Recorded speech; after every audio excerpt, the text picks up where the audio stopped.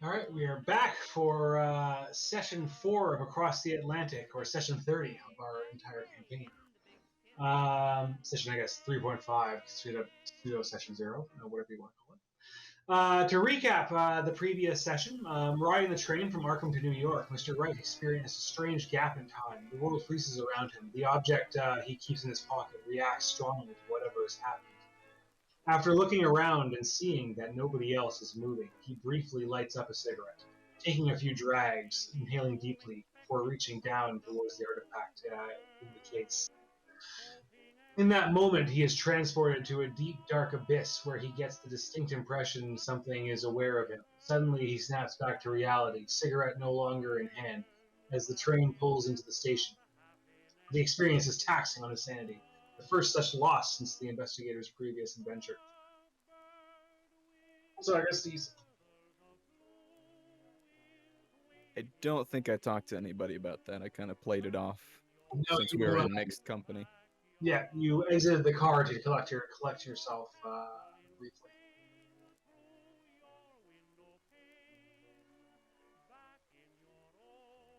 Arriving in New York, the investigators go to a few different directions exiting the train. Miss Baker and Mr. Watts exit the train, ostensibly to continue on their way towards Mr. Watts' weekend of fun and excitement visiting the Big Apple for his birthday. Mr. Brady doubles back to try and trail the suspicious man on the train, while Mr. Wright and Mr. Draper initially stick together with their precious cargo. A loud noise is heard down the platform, and suddenly the crowd surges towards the exit. The chase is on. Early on, Mr. Wright switches to look for Mr. Brady while Mr. Draper focuses on securing the cargo. Various obstacles seek to hamper the progress of each of the investigators. Bags topple, hold ladies fall, but one particular obstacle causes the most trouble. Mr. Brady catches up with his quarry and attempts to pick his pocket. He pushes his luck to succeed, but fails. And at that moment, he takes a hoof to the ribs from an out of control horse on the platform. Mr. Wright catches up and helps patch him up.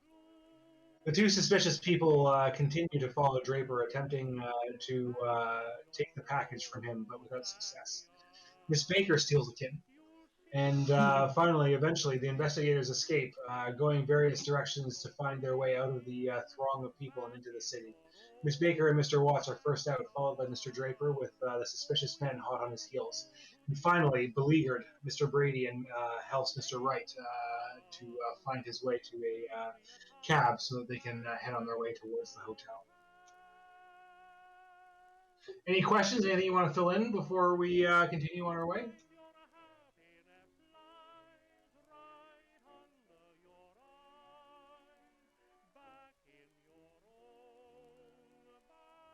All good? Yeah, all good for me.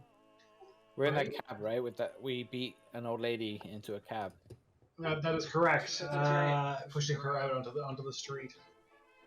Might have been a little bit tipsy on the last game, but I do remember. I guess let's start there. Miss Baker and Mr. Watts, I believe you had somewhere you wanted to go. Yeah, I wanted to go to the Barney's that had just opened up in the newspaper. A gentleman sold all of his life savings and opened a store. I think he was told it was his wife's engagement ring, I believe, to get the money to open his own store, and it's a fashion store. Everyone's raving about it. Opened sometime in the 1923, I think it was, but it doesn't say what month. That's right. You jump into the car, and after pushing the old lady violently to the street, you yell at the driver and say to West 17th Street and 7th Avenue. Take the scenic route. The driver steps on the pedal, pulling into traffic before immediately hitting a stop as so many different cabs are all exiting the station in the press. You make slow progress forward, slowly heading across town as the sun begins to set. You pull up in front of Barney's, and you presumably pay the cab driver. Yes. Yeah. Dropping yourself out and onto the sidewalk, you find yourself in front of one of the first proper 500 first proper department stores. It's a large retail location in a tall building that is open for, well, not much longer as the day is waning. Let's head straight in there. Not a care in the world to anything else that may have followed us. Hint, hint. You head in the door, whistling the tune to "Calling All Men to Barney's," the radio ad that you had heard advertising it. A woman greets you from the door and asks if she can help direct you to the menswear or other accoutrement that you are looking for, before giving a bit of a side eye to Nora in her similarly masculine garb, sticking out like a sore thumb to some extent in a men's fashion store. Yeah, I asked to be I ask if they have anything European in. I want to dress like an Englishman rather than the classic New York Americans. She nods and says, directs you over to the left side of the store, and says that they have the finest Irish woolens that have been recently imported from across the sea. Excellent. Go straight there. Just take a look. We'll do a bit of shopping and hopefully come out with a new outfit for Thomas. You are helped by a very, very accommodating young man who is working the sales floor to guide you amongst the different options for woolen suits. There is a rather nice gray pinstripe with a very modern cut from across the sea in Ireland, where they source such things. He tells you it costs however much the thingy costs as it costs. I'm not going to look up the specific, but I think presumably you have probably the available spending limit to be able to afford, relatively speaking, luxury but not crazy expensive clothing. Not crazy expensive, no, but something that looks obviously out of town, like European, like I was looking for, and I have no idea on fashion. So if they convince me that it's what everybody's wearing, then I'll go for it, even if they might not be. I was only young when I left the UK, so. How much arguing does Nora have to do to get a tailored suit for herself? Give me some kind of like persuasion or maybe fast talk or something like that. Yeah, fast talk it is.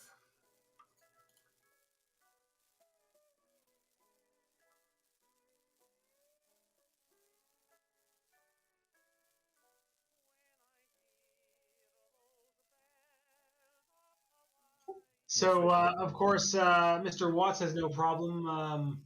Oh my nose, jeez, no problem making the purchase for his suit. But Nora has to make a concerted effort to get the attention of the staff and convince them to adjust and tailor a suit to her requirements. Of course, in this day and age, suits are all generally, to some extent, tailored before being finalized, even if they are so-called off the rack. And both of you are told that your suits will be ready in 2 days, just enough time before you are due to leave upon the boat heading out of town. Excellent. Both of us, what? Sorry, I've got a lot of static in my headphones. I was trying to switch it. It will be 2 days for your suits to be tailored to your specifications. They take your measurements and send them to the back where local tailors will make the adjustments necessary. Obviously, Nora's being more significant than your own to accommodate her physique. Nora, did your guy tailor person put their hand in your crotch area? It's very weird. That's how they measure a suit, is it not? I've only ever bought off the rack stuff, to be honest. Well, that's how they measure a shoot. They need to get the right inseam length, and that requires a little bit of a personal touch. I see it. So he wasn't asking me for dinner then. No, not likely. Okay. I've moved you guys to the New York scene that I set up for today. It's some so actual snowy. 1920 pictures from New York in the winter. Oh, amazing. This is why Nora doesn't wear a skirt. Look at that crap. Do you also buy a hat? Hats are very fashionable at this point in time. If it was fashionable in the UK, then yes, I'd buy a hat. Sure. All right, yes, you find yourself a rather nice new hat to go along with your suit, matching the same. Yeah, I'm going to assume that they have a barber on hand at the department store, perhaps. The barber has unfortunately gone home for the day. The barber does not work late into the evening. Okay, I'll put my name down to meet with the barber in 2 days' time when I pick up my stuff. All right, for a fresh shave and a haircut. Not a fresh shave, a beard trim and a haircut. Oh, all right. You're not going back to the clean shaven. No. All right. Well, we will cut over to I guess second out was sorry, Mr. Draper. Mr. Draper, you found your way, I believe, to the next street across to be able to obtain snow. Where are you heading? I actually noted down now the hotel that you were all due to meet up with at is the Roosevelt Hotel, which is one of the most fashionable in the city, but that you had been referred to by, we'll say, by Mr. Wick. I'll once making sure I wasn't followed at this point, I would get in, like holding the trunk, um, and just tell the driver the Roosevelt Hotel.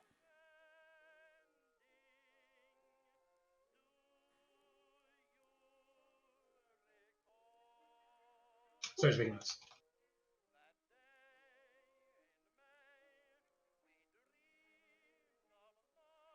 The driver nods, knowing exactly where to take you, considering this building is only recently built and is one of the most notable of the city. You make quick progress across town, having avoided the snarl of traffic outside of Penn Station. Weaving in between traffic, your driver knows the route quite well.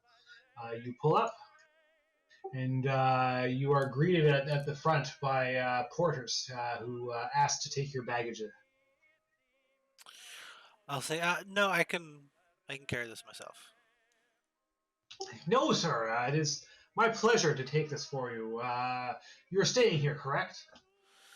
Yes, I am, but I would like to carry my own belongings. He looks perturbed and says, "Well, at least let me get you a doll or a was it not dolly? Whatever the name is for the thing in hotels as you put your baggage on. Yeah. Fuck, I don't know why I can't have a word. A dolly, isn't it? Yeah, is it a dolly? I thought there was like a different name for that. Anyway, Trolley? A baggage trolley? yeah. Either way, get you one of those things. So should you want to place it down in your own in your own package, your own bag, and he will direct you into the main lobby. Which did it show up when I showed it to players? I don't see anything other than the picture. Once he got me that, I'll like flipping him a dime. There you go. That looks like a post up on Emily's, so Yeah, I assume you see it now. It's showing now. Yeah. Great. There's an actual picture. You are brought into what is a incredibly ornate interior, out of the cold and the wet from the New York winter. Making your way forward, you find your way to the front desk, where a series of young women are manning the front, being overseen by a manager behind them, and they ask for your booking. I don't think we booked ahead, did we? You did not specifically, but Wick, I will retcon, had referred you here, so there may be some connection there. I'll say, we were I have some friends coming behind me. We were referred here by Mr. Abner Wick. She's like, "Oh, let me take a look at the booking, sir. One moment." And she opens a large leather-bound book and flips through the pages and says, "Yes, Mr. Wick, party of 5. You have individual rooms booked on the lower level. It seems that this is all taken care of for you. Let me have one of the porters show you up." All right, thank you. And she waves over, and the same porter as before hurries over and says, "Now, sir, will you allow me to take your baggage?" I'll say it's all right. I can pull the trolley myself. He looks rather perturbed, even more so, as you walk along pushing your baggage, and he has to just simply follow along behind you. Well, I mean, I'll let him lead me, but I'll pull the trolley. So then he will open the elevator for you and usher you in. The elevator operator says, "Floor, please," and the porter says, "Fourth." And the man closes the door and pushes the thing across to start moving the lift upwards.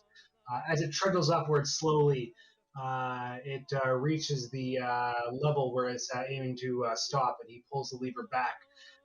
The elevator shudders to a halt, very slightly too low, and he opens the door. So like it's like not quite level, so the trolley's No, not gonna it's make not it. quite level for the trolley. I'll just sigh and then just pick up my stuff. And The porter's like, "Sir, would you like me to help with your luggage?" I'll say you can take the other side. He looks vaguely relieved and helps you push the trolley over the bump that makes it difficult to exit the elevator, and says, "Your room is down this way," and takes you down towards room 306, where he opens the door for you and hands you the keys. I'll I'll give him another dime for his service, and then Sorry. and then just walk in. I want to like just do like a scan of the room, um, look for any entry points, and make sure those are secure. I suppose I don't know if that's really a spot hidden. I guess it's a spot hidden.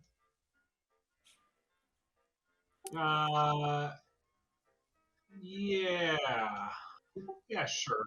Call it a spot hidden.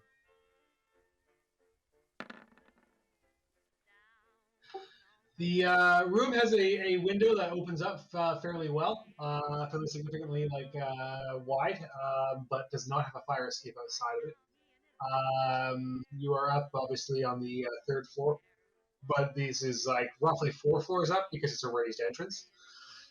So it would be unusual for somebody to be able to scale up to the window, and it would be pretty difficult for you to exit and come down. It would be probably like a major drop as opposed to being something that you could actually find your way down from. In terms of the layout of the room, there is a door with a deadbolt that locks on both sides. That goes to the room adjacent, room 307, which may well be booked by the other party. The person in front did not mention this. Otherwise, there's nothing particularly suspicious. The place is heated by steam heating rather than vents, so there are no vents that would allow access or egress from the room. The steam heating does have a control on it, and should you be interested in doing so, you can crank the window entirely open despite it being the middle of February and turn the heating all the way up, and it will be nice and balmy inside because that's how New York was built at that time. Steam heat, yo.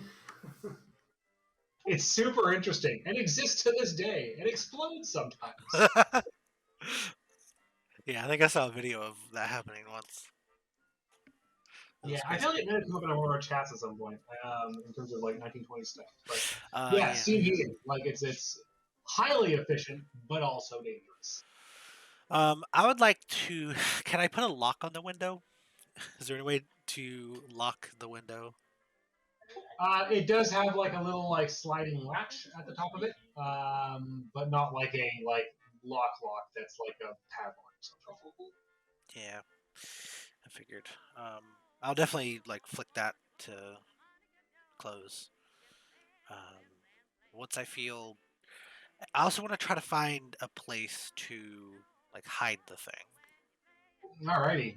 In terms of the actual layout of the room, there is a small closet, and there is a individual bathroom, which is relatively unusual. Most hotels would have a shared bathroom on a single floor, but this is a fairly luxurious hotel, so even the lower level suites have their own bathrooms.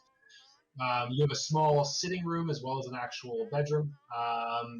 And there is a large chest of drawers for your use, but of course the chest of drawers would not fit. So your best bet is probably the closet in the bedroom.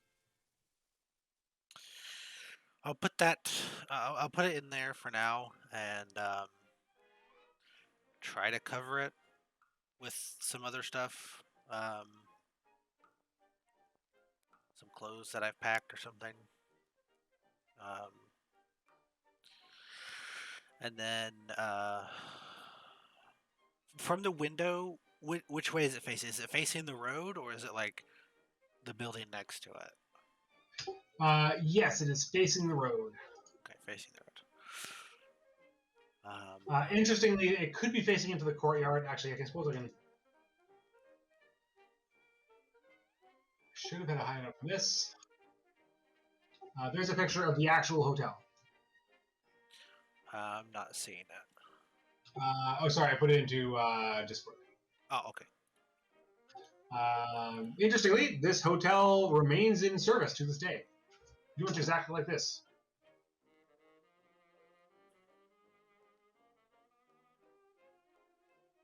Okay.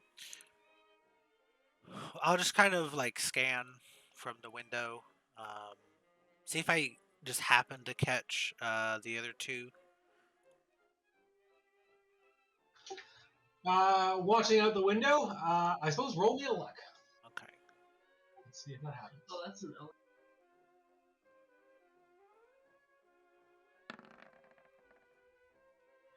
As you peer out the window, you presumably that they agree that they are doing this. I guess let's turn to Mr. Brady and Mr. Wright. Timing wise, are you simply heading towards the hotel as well? Yeah, that makes sense. We don't really have any reason for detours. Then we will say that as Mr. Draper peers out the window, he sees the two of you leaving a cab that has just pulled out front and being greeted by another porter in the front of the building. We'd definitely keep an eye out whenever we're leaving to see if anybody's watching. Paying any particular attention to either of our cars. Or we didn't really see Draper's car, did we? No, I think you guys didn't see where I went. No, yeah, because you guys you were much later, and then you weren't being pursued, so you just like picked up your first available cab. Okay. If I recall correctly. We'll pay attention as we leave to make sure no one's like following our car at least. And what I'll do is I'll close the blinds, or the curtains, and then I'll just wait until I hear them come by.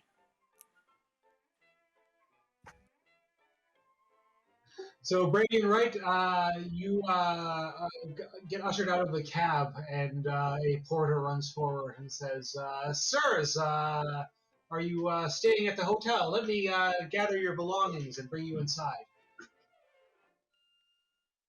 Can I just scan up and down like the sidewalk to make sure, like, just already kind of suspicious about the whole ordeal?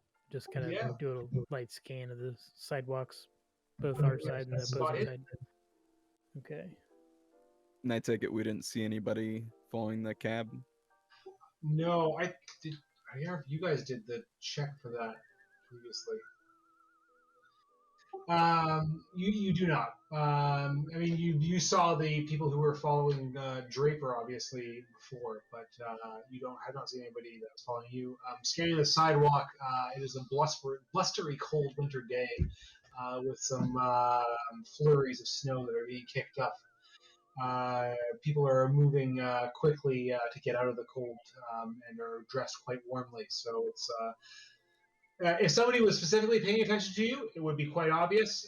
If somebody was going out of their way to not be looking like they're paying attention to you, it would be very difficult to see. So as far as you can see, that there is only people moving about their business, seeking to get from one place to another and out of the cold. Head in quickly, get out of the cold. Spend as little time out in the street as possible. I would follow right behind, kind of holding my side a little hunched to one side. I will give the bags to the guy, and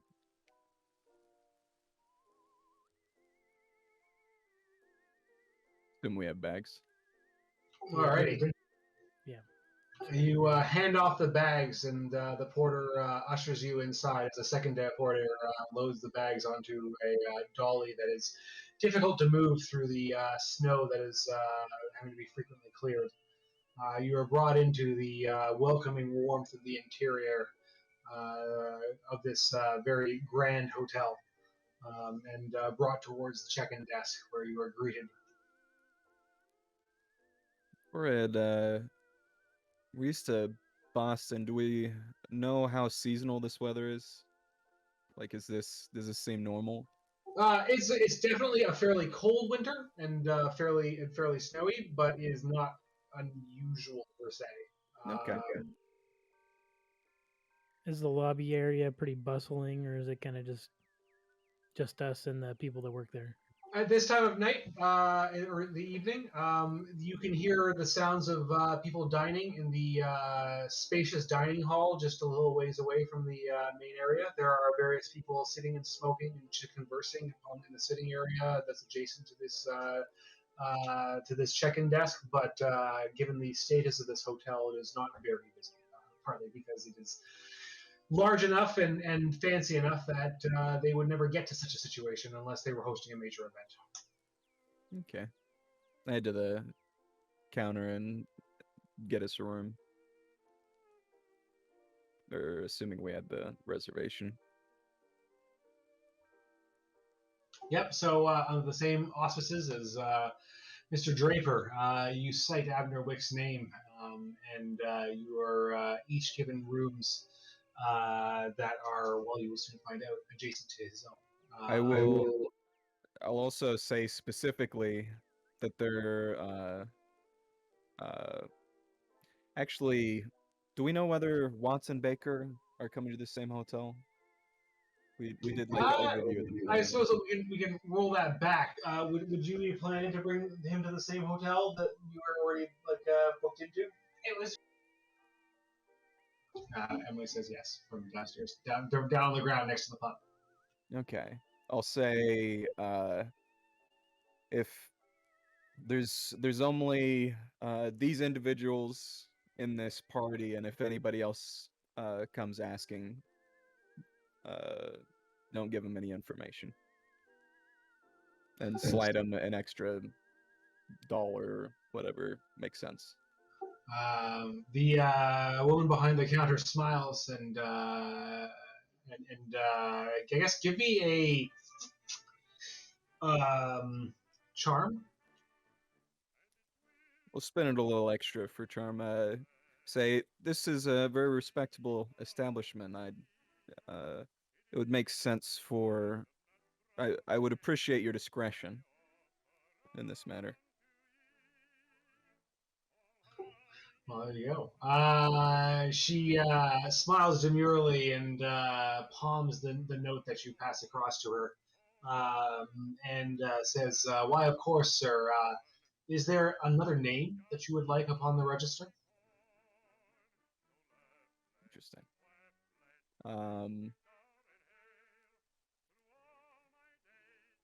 Is she offering to change our name, or?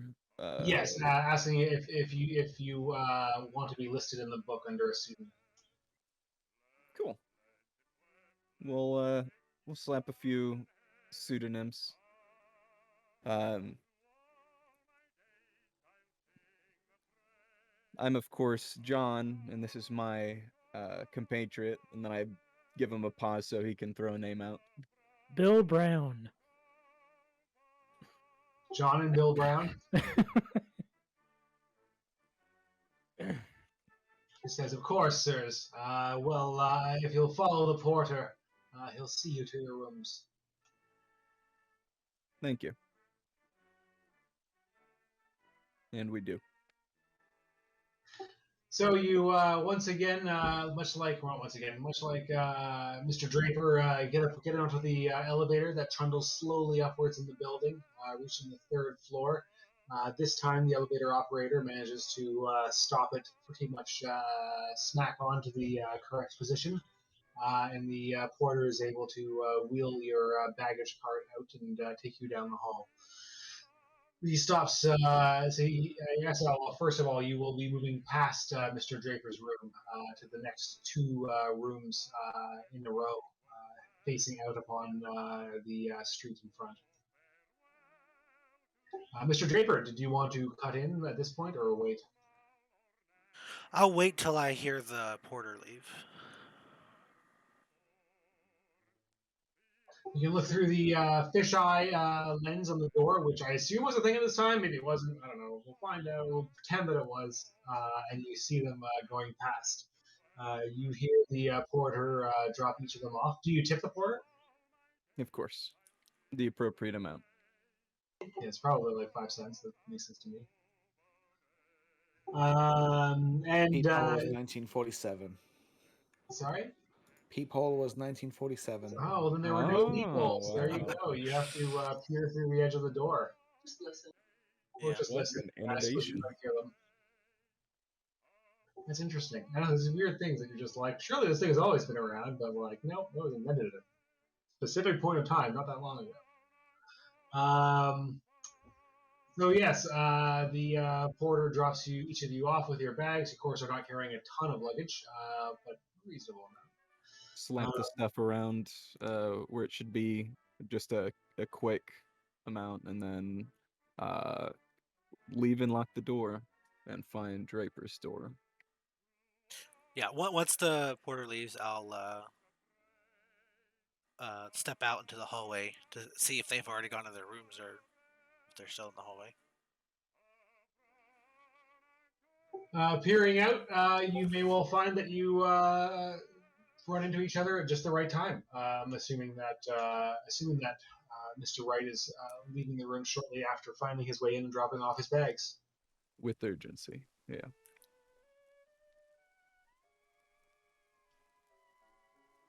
I'll say, glad to see you two made it. Come in. Let's not speak in the hall. Yeah, I was gonna say, Brady, are you also popping back out, or are you resting from your horse encounter? Feeling guilty by leaving Roland with the package. I would probably come over too. You hobble over in your beleaguered state, also finding your way to his room. I don't think I saw it. So, like, Mr. Brady, are you all right? Yeah, though I'm not. I didn't get out of the situation totally unscathed. I was prying a little too hard towards the person that I thought had pickpocketed you, and I found my way and stumbled into a horse kicking me, and it I'm in quite a bit of pain still from it. Well, please sit, and I'll like pull up a chair for him. You took a horse hoof for a quick pickpocket. That's quite the rebuke.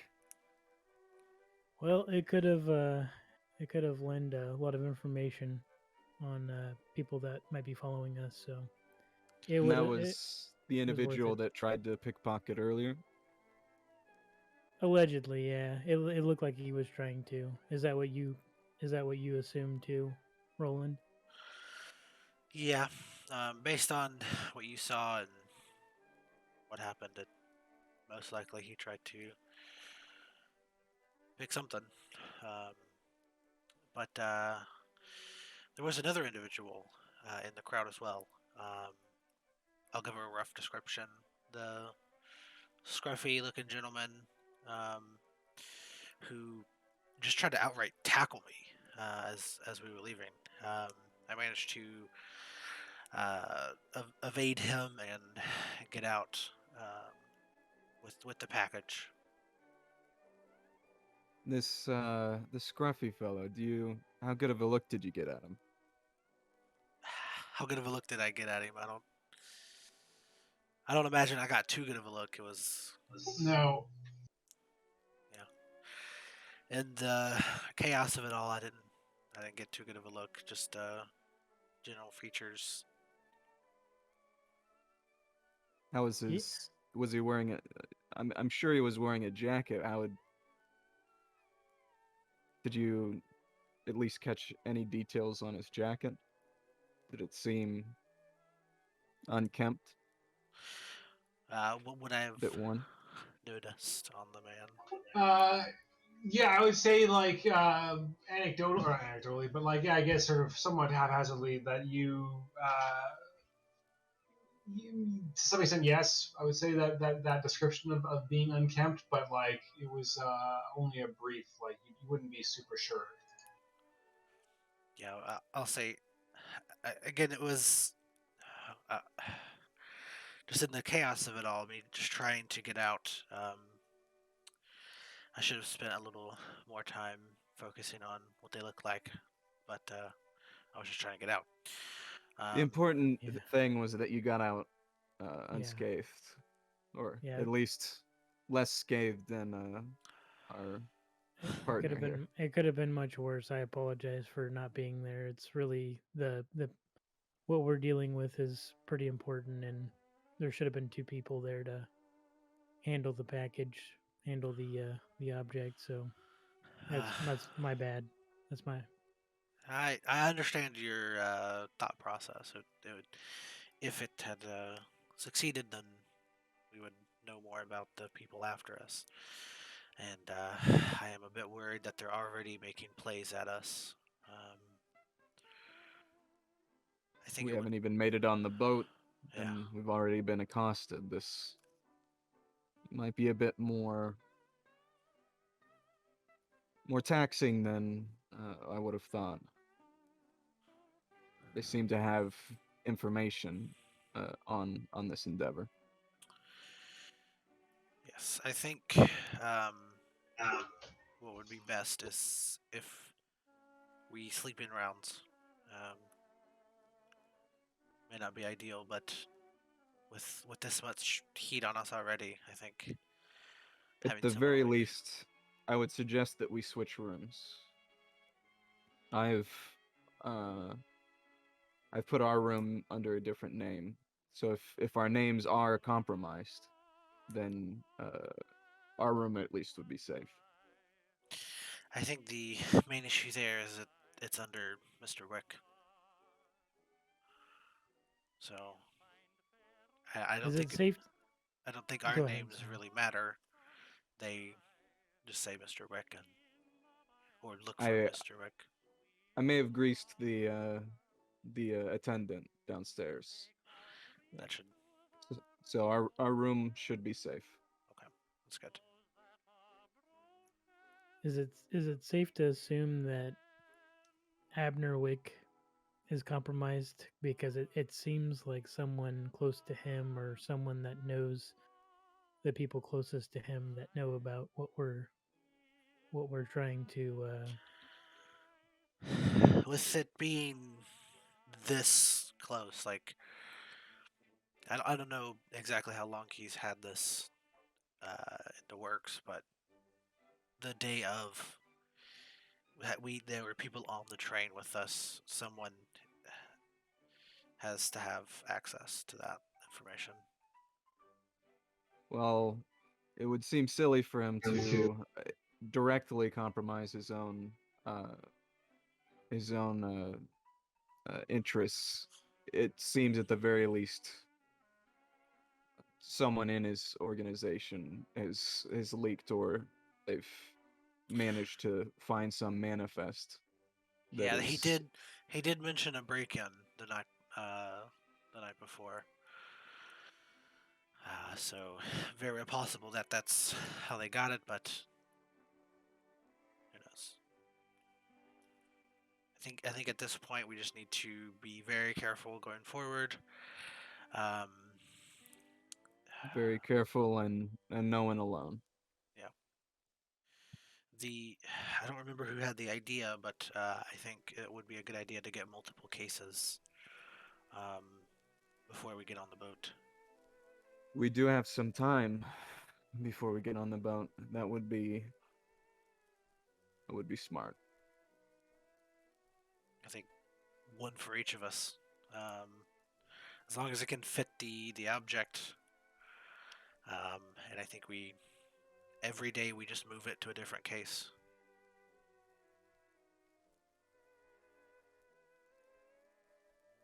There would be some danger moving the object between cases, just handling the object.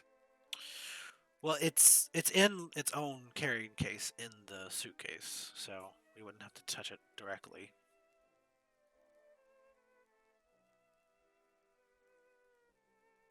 If you'd be willing to move it between cases the first time, for future times. I don't like the idea of being anywhere near it, but for the safety of the safety of the object, that might be best. Then I will.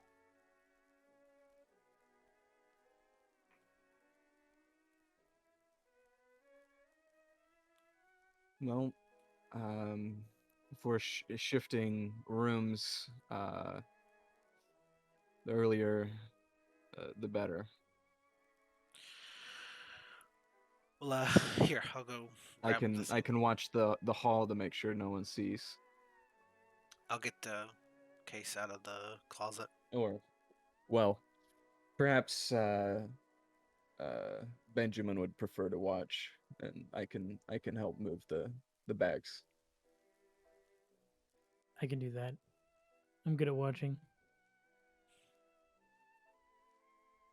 So would there be like any like a desk or like seating outside of in the hallway areas at some point? I would say there would be like a seating area in the hallway. There would be a seating area at the end of the hall by the window, but not otherwise like in the middle of the hall. Okay.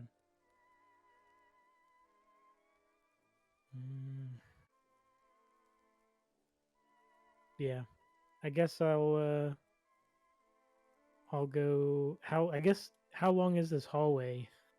How many rooms would be in this hallway? Sorry, I'm probably making tons of noise. Okay, so it's like a U shape, and you guys are down at one end of that U, facing towards the main street. Like if you look at that picture in Discord, like yeah, the building is one of those typical New York where there's like some windows look into like a central courtyard, whereas others look out on the street on either side. I guess the length of the hall would be reasonably long along one side. Probably, I don't know if it's more like a U or an H. Anyway, probably a fairly long hall, like,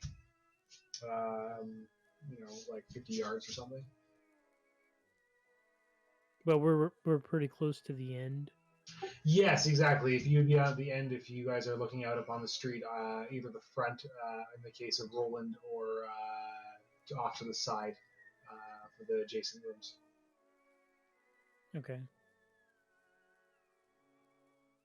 Yeah, I guess I'll just sit outside of the hallway, kind of up against the wall, and just wait for them to finish their business.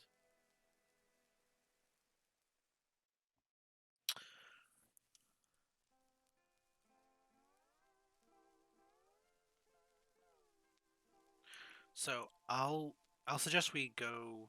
Okay, so the rooms that we're given, one of them is going to be connected to a room that we don't know. So definitely not that room. One of the other 4. Yeah, I mean that was the two of you. Oh, and then of course, like you don't know what room specifically Wright or sorry Watts and Baker have. I'd say of the 3 of you, let's say that Draper's room is connected to Wright's, and Brady's is the next one down that is not connected to that, but to the adjacent room that he does not know who's in there.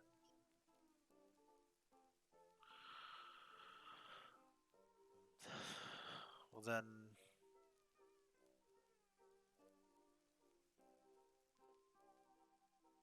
Until they get here, I don't think I'd feel comfortable putting it in that room. In that case, we wouldn't even need to go in the hallway to switch the rooms.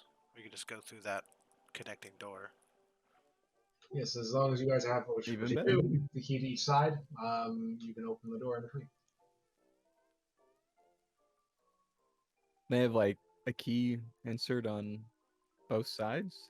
And then Basically, is turn that there's together. is that like because the idea is that you need to have the participation of both parties to unlock the door, so that like there's like a dual lock that can be That's pretty unlocked. cool. At least that's how it's worked at other hotels that I've been in, like old hotels that have rooms in between, like adjoining. That's not like an electronic key card thing. I've only really seen like the electronic key card, so I'm like trying to think how it would have been done before. I mean, you basically just have 2 deadbolts. Yeah. Fair enough. One facing each way. Yeah, exactly. Yeah, because it's deadbolt, like you can insert the key from either side, and there's 2 of them. Cool. Well, that makes sense. We will do that. Unlocking the doors, you can head over to the adjacent room.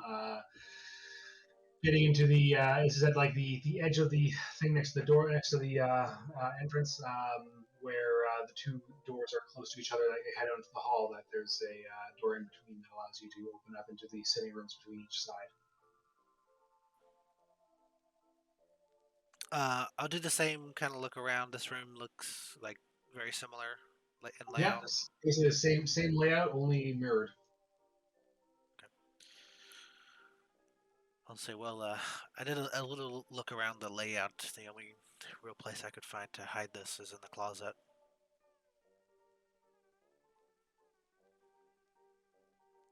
So I'll move us over there and put it in the closet again. Okay, for my my benefit, we're moving Draper in between the 2 other rooms we have rented. Like we have 3 adjoining rooms. You have 2 adjoining rooms and 1 room that is adjoining another room that you do not know who's in there. Okay, and Draper's moving to the middle with the package. Okay. Yeah. Smart.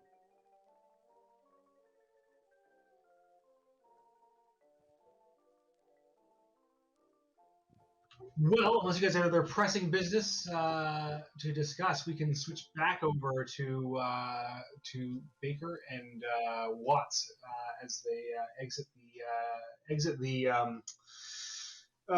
menswear store and are due to make their way over to the hotel themselves, unless they have other business.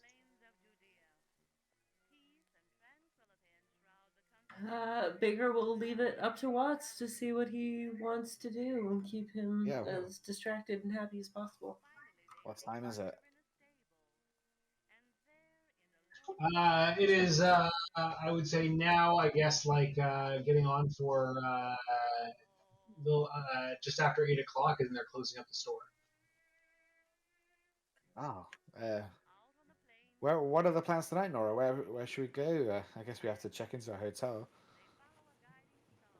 We should probably get our keys and such, and then perhaps find a reasonable place to have some dinner. The hotel itself has a renowned restaurant in the downstairs level that you may or may not be able to get yourself into. I look outside at Barney's on the street, and I see a hotel. I said, "How about this one?" Oh, I've already got rooms booked for us. Don't worry. I've taken care of this.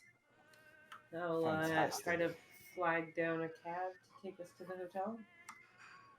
You're a good friend, you know, Nora.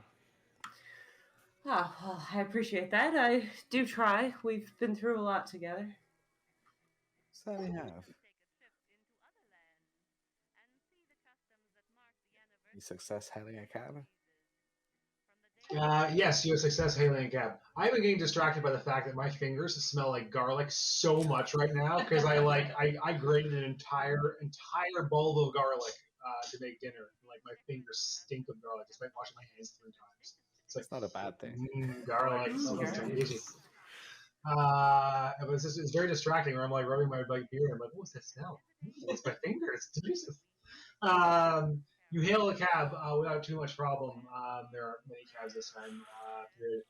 This one is not a motor car. This is pulled by this is a traditional Hanson cab that is pulled by a horse. The driver asks where you're headed. I'll give him the name of the hotel. And is it reasonable to think that I could have gotten Watts to get us a reservation at the restaurant or Wick? Sure. Yeah, I'll say that if you had you asked Wick, knowing where you were going to be booked in, that he could have arranged to ensure that you had a booking for the restaurant.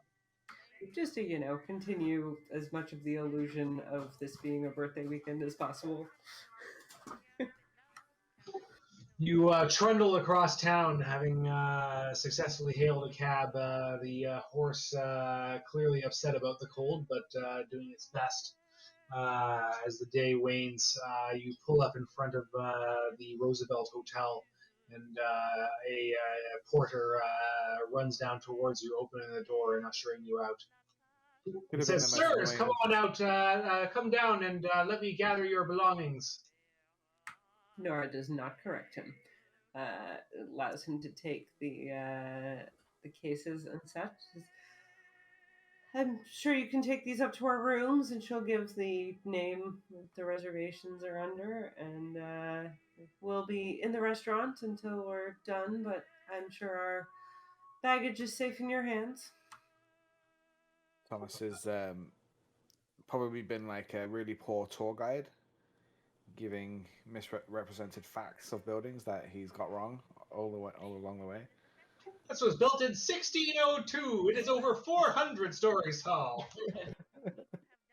Yeah, basically, he's just being that tour guide, and even talking about the Roosevelt building, he's giving all the facts that he knows, like ignoring. Flinders told me there's a 13th floor that is haunted. Yeah, we're on the 13th floor, aren't we? Yeah. Nora will smile and be very, very interested the whole way.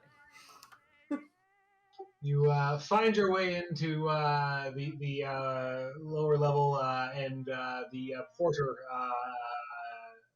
briefly looks back, realizing that Miss Baker is in fact a Miss and not a Mister, and coughs and hurries upon his way. Having been told sternly what to do, he goes and checks with the front desk, briefly nods, and comes hurrying back over as you're making your way across the lobby and says, Mr. Watts and Miss Baker, I have your keys for your rooms. You're in 308 and 309. When you're ready to come up, well, I'll make sure that the beds are turned down, and that your baggage is placed away into the wardrobes. How old is this guy, Porter? He's probably like 15. Okay. The doorman look more my age? Yes, the doorman actually, in fact, is about probably like 75. Oh, even not older. I approach the doorman and say, "Hey, so we're looking for some dinner. Obviously, we hear that the restaurant's quite good here, but what about the occasional nightcap? You look like a man who might know a few things around the area. Any suggestions, recommendations, secret knocks?" He turns to you slowly and says, "Sir, such things are illegal. I couldn't be telling you about such things." Of course, you couldn't tell me about such things, but if you were to tell me about such things, what would you say? He coughs and puts his hand out. Perhaps you've heard rumors. I try reading his palm. He looks vaguely uncomfortable. I get that. Yeah, I know. And he's wearing white gloves. Okay. Ooh, very very nice. Did you get these from Barney's? I was just there. Yeah, I was just there. Nora will kind of cough subtly next to you and place some money in the open hand. Say, of course, we don't expect you to know any facts, but if you've heard any rumors, that would be beneficial. Oh, I'm so silly. He says, well, let's just say you head over to John's on 12th Street. Tell the woman at the front desk before she seats you that you're here to see Marcelo. Salah, John's lady, got it. Obviously, that's obviously not true or anything, but thanks. So we never had this discussion. Of course not, sir. Still like your gloves there, very soft indeed. Very good, sir. Do you need the door open or closed? It's very cold. As he's holding the door open for you. We'll just walk in. Closed will do, thank you. She'll sort of take Watt's arm and steer him towards the restaurant. Thank you, ma'am. He closes the door again. This is the first cornerstone placed for the building of Roosevelt, as I'm pointing it out. It's like, that's the desk. It's physically impossible. That was the first cornerstone. Oh, that's very interesting. Are you hungry? I'm hungry indeed. Yes, it's been quite a train ride. It's been excitement all around. Obviously, we enjoyed some of those nuts. Indeed, the fare may be slightly different here, but I'm told it is quite excellent. Head to the restaurant. I could probably smell it.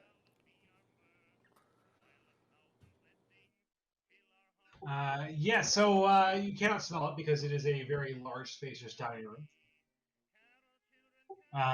But you are ushered in. You are asked by the maitre d' if you have reservations, and you do in fact have reservations. So you are seen over to a table for the two. It's a table, sorry, for 5 people, which the 2 of you sit at. You are greeted by your server, whose name is Jean-Paul, and he hands you each menus. Upon this menu, you can have oysters and clams, including blue points, Cape Cods, Robben Island, sea cross, cotuites, cocktail sauce, and lobster cocktails, little necks, and cherry stones.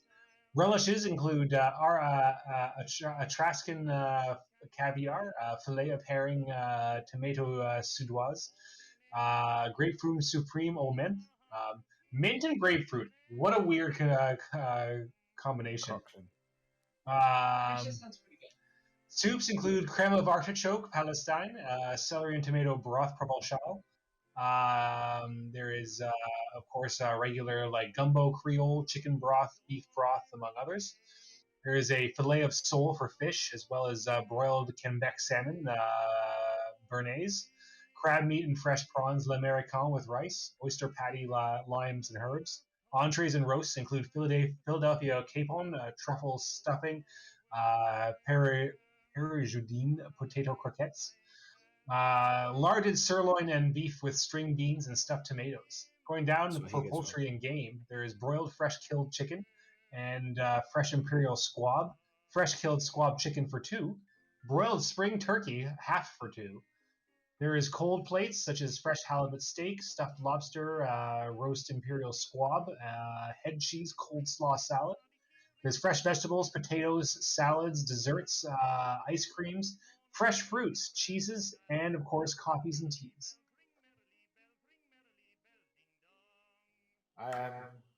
You like oysters, Nora? I'm always willing to give something a try. I'm not sure I've had many of them, but it is your birthday. Let's go wild, as they say. 2 dozen of a mixture of the oysters, please, sir, for starters, and then we'll think about the rest of the menu. Jean Paul says, "Very good, sir. And shall I bring you a drink?" Yes, a drink. What drinks do you have? Wink. Says, Put a "Well, we coin have in his coffees, hand. teas, seltzers, still water, and of course a selection of juices or milk if the sir desires." Just a copper for me, please. Okay, yes. Tea, please.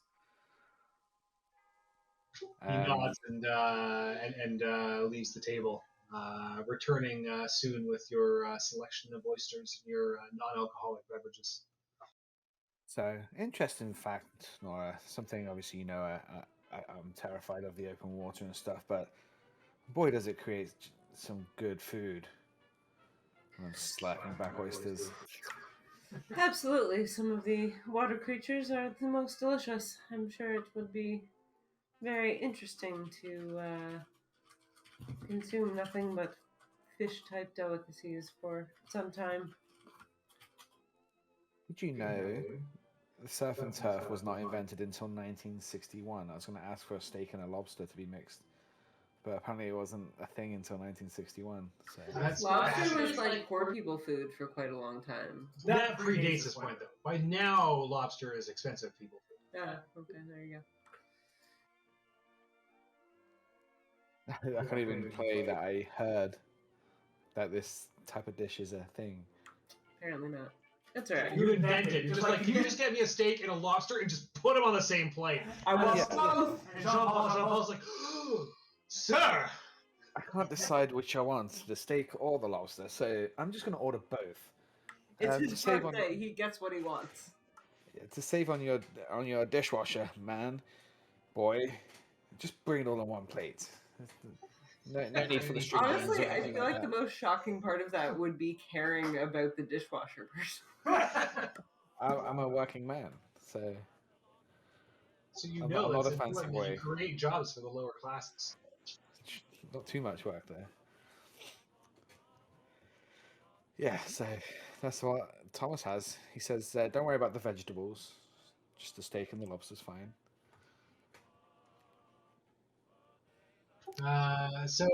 Your mains are brought out, and despite your insistence, the steak and the lobster are brought separately and served to each of you separately, and the busboy is very confused. I'm actually going to try a bit of the steak and the lobster at the same time on the same fork, and insist that Nora tries it too. Like, I suppose, if you insist, it seems very strange. Honestly, I dip the lobster in the butter, a small piece of the steak. Oh, delectable. Did you know that lobster thermidor half is like the most expensive thing on the menu at $1.30? Jeez. $1.30, jeez. Yeah. Oh, that's not quite true. Filet mignon is $2.25. Oh. So I went for the most expensive stuff on the menu. Yeah. There's actually a couple things going down the menu that are a little bit more expensive, but they're like larger. They're like multiple people servings. Like a broiled spring turkey is for 2 people and it's $4.25. Right, but if you add the steak and the lobster together, Yes. this is delicious. Do you fancy dessert, Nora? I always have room for something sweet. For desserts, you can have apricot pear and cherry tartlet, raspberry pie with whipped cream, lemon meringue, pitavere, whatever that is, pudding souffle, caramel custard, apple pie, fresh stewed rhubarb, stewed fresh mint, after dinner mints, French, Danish, or Vienna pastries, or compote of fresh fruits. Rhubarb and custard was a regular dessert at my school. Really? When I was growing up, for real, yeah. Rhubarb and custard. Rhubarb. Yeah. Yeah. Nora will order a lemon meringue. Jean Paul, what do you recommend on the sweets menu there, sir? I have something for this. The chef's suggestion was the Balm Margot pistachio coating hazelnut filling. Serve it up, my dear chap. Serve it up. Half the fun of doing this is randomly googling all these random old things. It's just like Totally. Roosevelt dinner menu 1920. It's like that's a thing. You can find that on Google. That's amazing that it's actually available. 1925. It's actually like not too far off. When the desserts arrive, Nora will offer Mr. Watts a taste of the lemon meringue and try to steal a little taste of his as well. Yeah, I offer a taste. I'm just looking at when birthday candles were a thing. and then When did restaurants start awkwardly singing you happy birthday? Absolutely. I somehow doubt they would do this at apparently had the Roosevelt. Was room service a thing? That's a good question too. When was room That's a service? good question too, yeah. I feel like in very expensive hotels, it probably was started pretty early. 1930s. Oh, well. Only ancient Greeks had but often burned candles as an offering for their gods and goddesses for birthdays, and then 1746, Germans commonly used it on their cakes. Anyway, I didn't have a candle come out. I was kind of half expecting, but he's still happy as anything. It was terribly gauche. They wouldn't do that here. So it's been a good little culinary sidetrack, but you wrap up your dinner, and it is getting late into the evening. Are you off to the speakeasy, or are you retiring for the night? Should we freshen up a bit, Nora, or should we just head straight there? I mean, I'm game for anything. I don't imagine the speakeasy will be too particular about our appearance. Perhaps we should get there before it is too late. These things go on for hours until early morning, Nora. Surely you know that. Well, certainly, but I'm sure you want to get a good night's sleep if we're going to make the most of tomorrow. We got plans tomorrow? Well, there is much to see in New York, is there not? Yes, indeed. We need to go see the Statue of Liberty. We need to go see the Empire State. Oh, just recently, Coney Island was connected by subway. We could take the train to Coney Island. Sure, Coney Island. Frickin' sucks in the middle of winter. Let's not Probably, but we could get a hot dog. Yep. Well, exactly. If you have many things on your list to see, we'll want to get a fresh start in the morning. We can go have some libations. On one of the islands as well.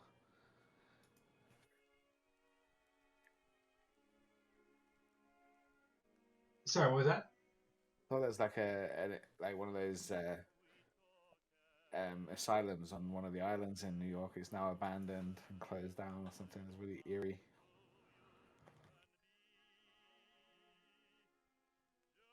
So are you hopping in a cab then to go to the speakeasy? Yeah. Yeah. Blackwell's Island had the insane asylum known as Roosevelt Island.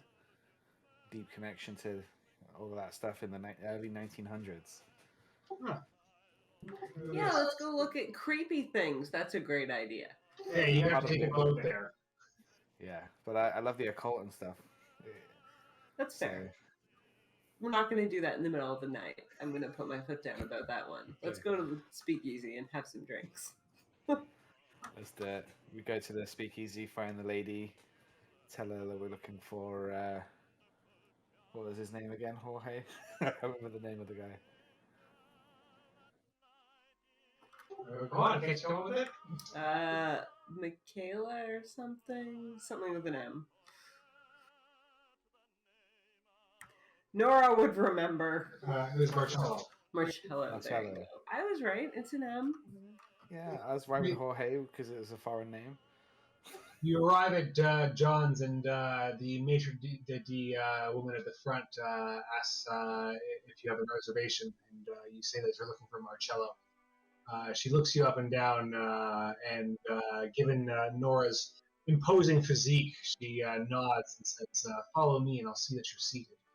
Taking you down towards the back, you walk through the kitchens and find your way to a staircase that is open to the door that she knocks upon. The door is open from the inside, and a large bouncer ushers you inwards. Heading down the stairs, you find your way into a lower level. The raucous party is afoot, as there are many people, primarily men, in attendance, mostly of Italian ancestry, who are speaking loudly and doing many of these things. This is excellent, Nora. Seems like an appropriate place. You want to see about getting us some drinks, and I'll see if I can find this table. Nothing. Nora will light herself a cigarette and try to find a place to sit. We'll go and order some drinks, but Thomas's new thing in New York now, for some reason, is to try and nonchalantly slip money to my servers with a handshake, whether or not he's any good at it or not, but he's going to keep trying. So, is there anything you actually want to specifically accomplish, or are you just having drinks this evening?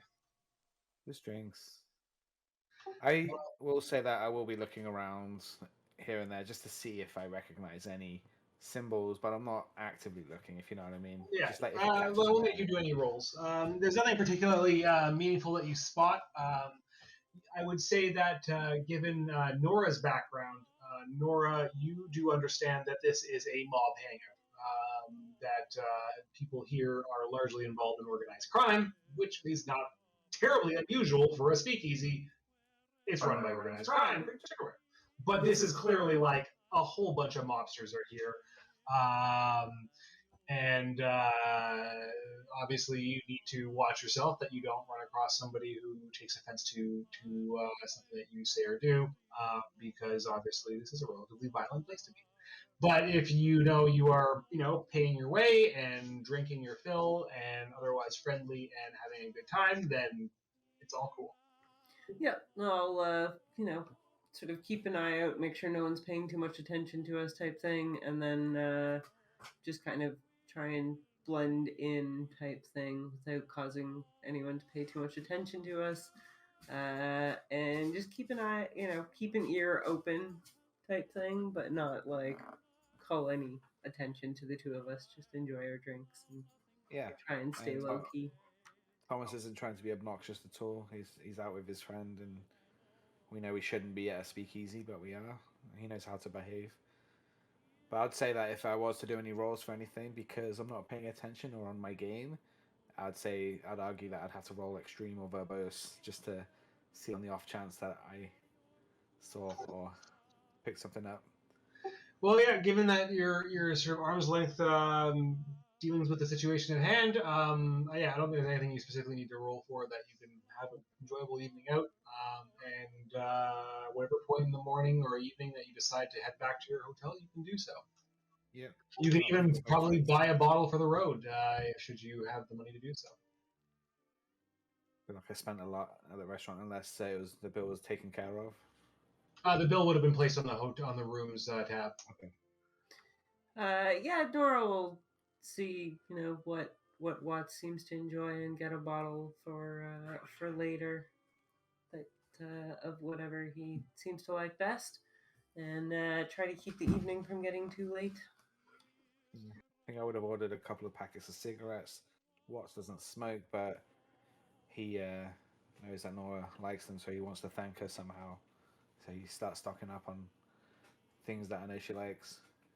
A buxom young woman comes by with a tray of cigarettes, and you're able to purchase a package of Lucky Strikes.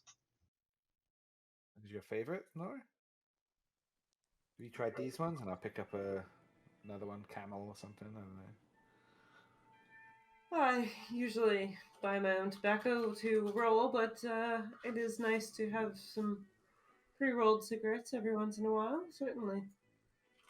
Well, you let me know which ones are your favorite ones, and I want to thank you somehow. I know that it's not much.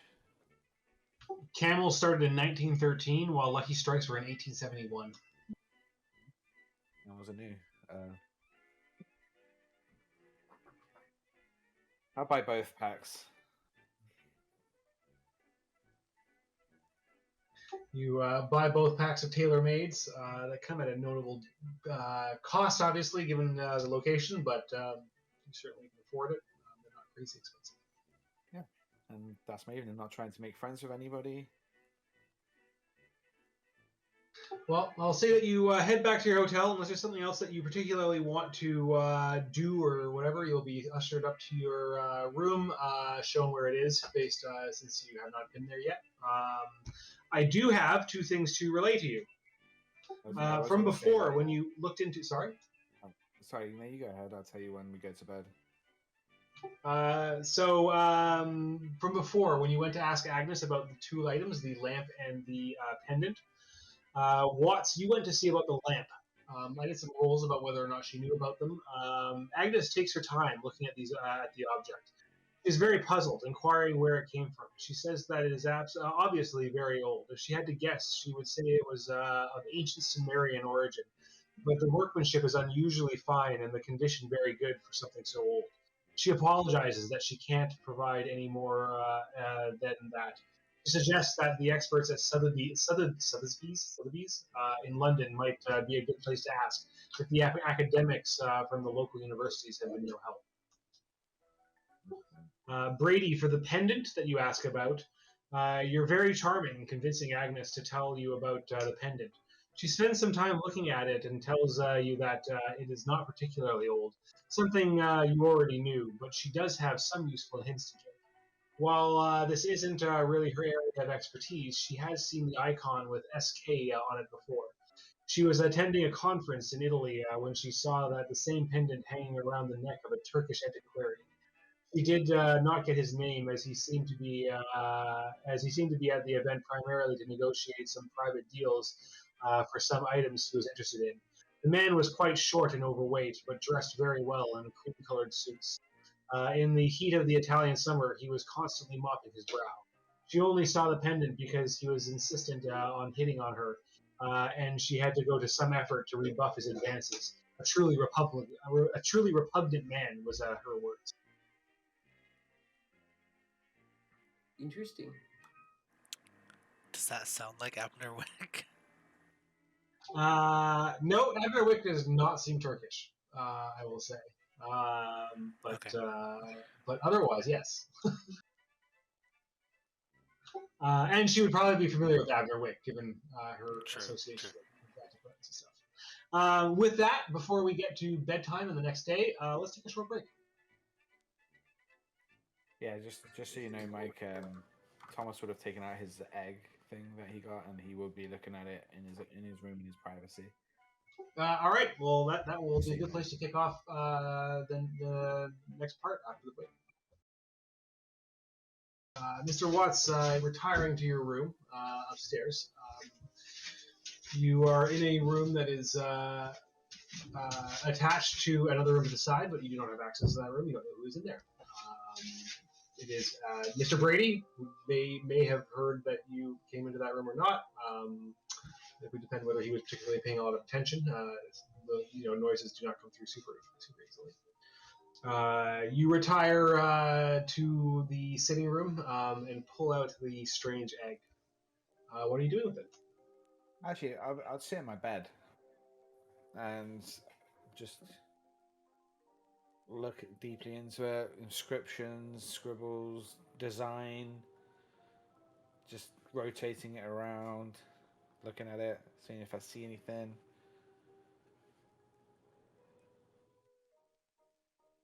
I guess give me a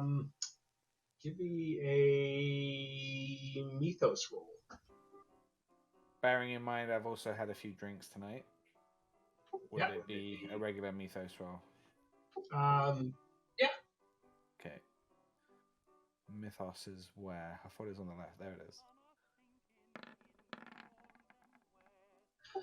You turn the item over and over, looking at it, into it, seeing the sparkling facets and what seems to occasionally almost look like somehow unearthly skull contained within.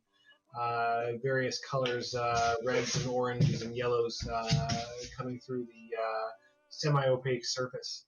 As you look deeply into it, you gradually fall asleep.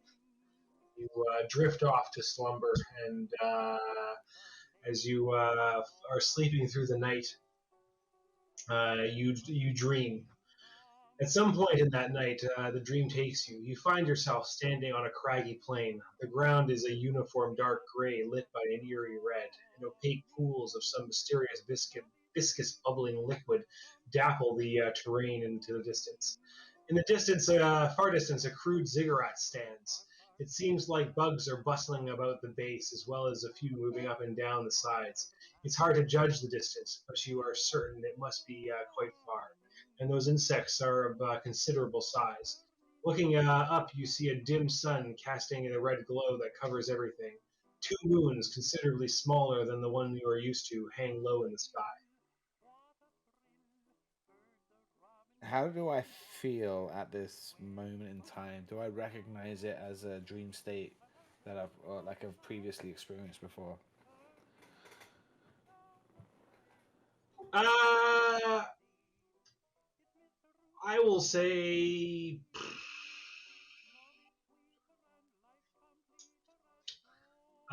no. You do not specifically at this point in time recognize it as a dream. You are semi-detached as you would be in any normal dream. So you said there's a viscous pool in front of me. There are viscous pools going off into the distance. There's not one specifically quite near you. You are on some kind of dais that you'll have to move to see around you. And you said there's a red glow coming from Everything somewhere, is covered in a red glow. The sun above you, as you look up, is a dim sun that casts a red light. Is there anything? Does anything look like it has straight lines or created by intelligence that I could or would want to walk towards? In the far distance, many miles away, it's hard to tell based on the unusual dreamlike state. The ziggurat is something that appears to be made by intelligent beings.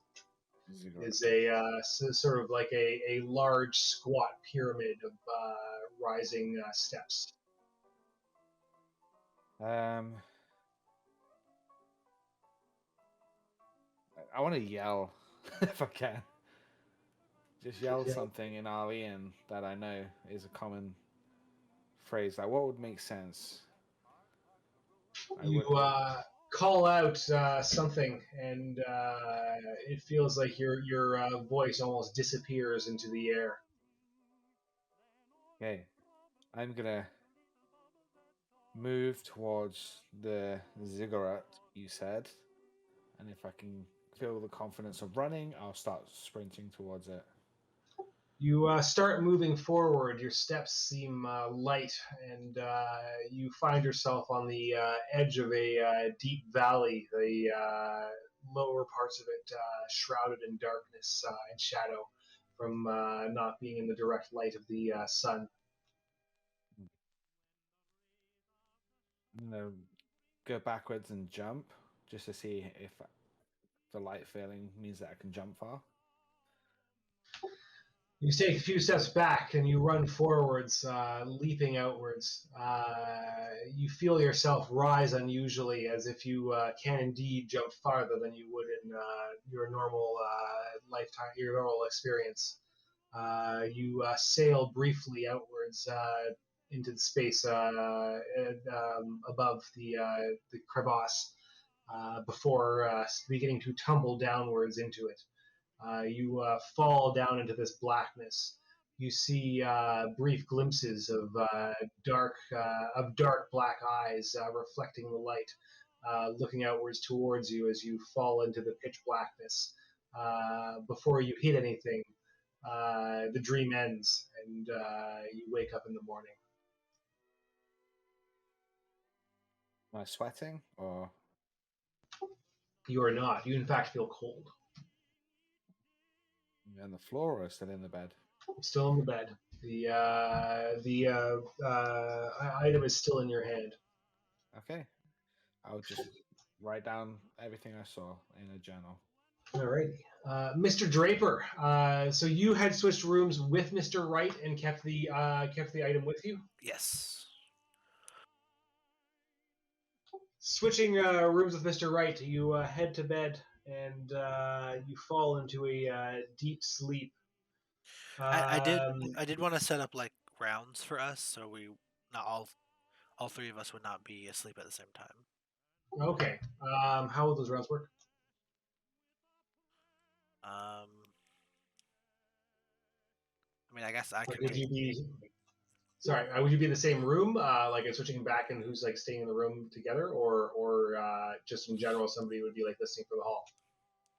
I feel like the easiest way would just us be in the two connected rooms, and so I assume it's one bed each room.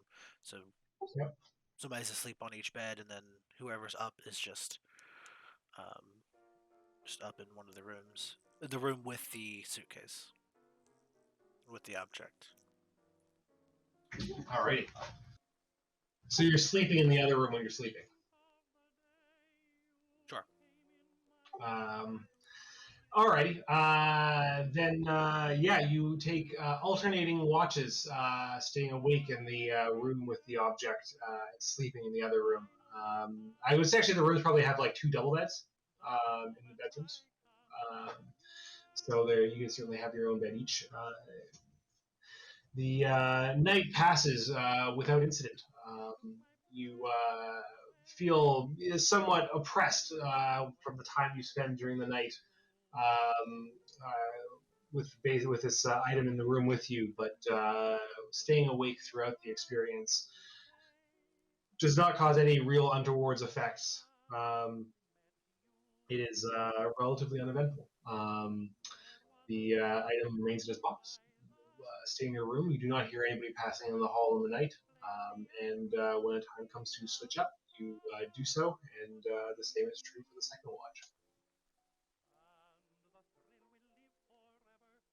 I think just before Nora went to bed, just to roll back a little, she would have sent a note to the rooms that she knows the other guys are in, just to be like, "We're here, everything's cool. Watts doesn't suspect anything so far as I can tell," type thing. Alrighty. You leave a message with the porter, and a knock comes upon Brady's door. I guess late in the evening, whether or not you were asleep at that point. I feel like I'd probably be a light sleeper, so I would definitely answer the door.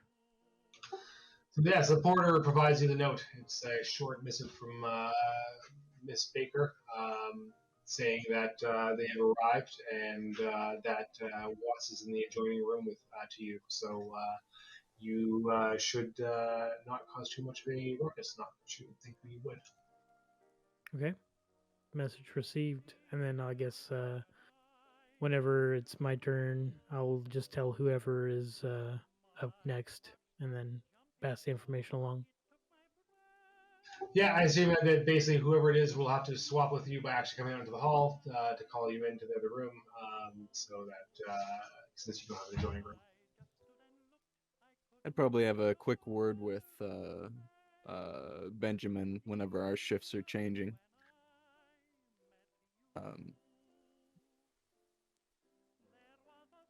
You know, on the train,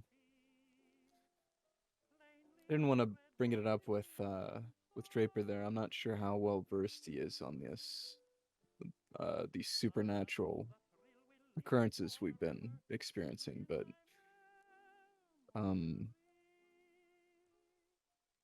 when I zoned out it on the train, it seemed like time had stood still. I was still able to move and even light a cigarette, but everyone else was frozen in place. And as time went on, it was very obvious that there was something there with me, observing. We need to be careful. This object we're transporting, it's very, very powerful. Yeah, I think I might know what you're talking about, though I didn't experience what you experienced. I think me and Roland had observed you um, having some unique interaction with whatever was going on with you, and we were kind of concerned. But I'm glad you had that experience because it might yield some insight as to maybe what we encounter in the future. At a minimum, there's more than just two pairs of eyes upon us. There's something from somewhere else as well. While I don't fully trust Mr. Draper quite yet, he did have every opportunity to away with that package today, and he didn't. So Yeah, he definitely seems like he's a trustworthy individual. He just might have his own motives for why he's doing what he's doing, but I don't think that they necessarily interfere with what we're doing too. But I could be wrong. well, good luck. And we Same to switch you. shifts.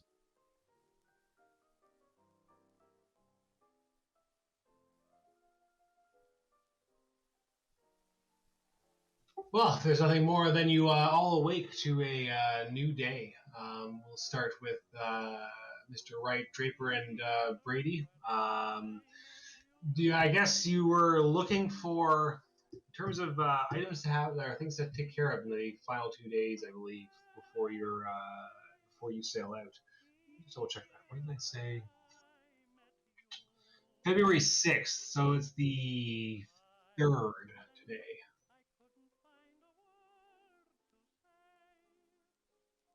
We would definitely need to look into what Roland had proposed about getting duplicate cases.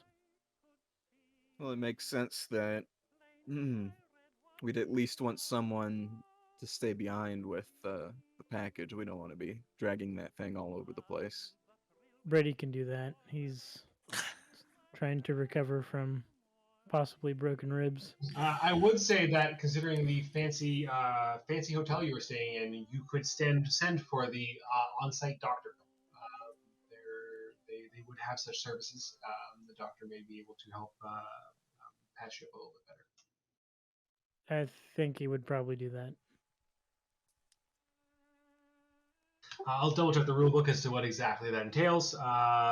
So it's going to be Mr. Wright and Mr. Draper going to seek out a. Oh my god! Sorry, she's eating a blanket.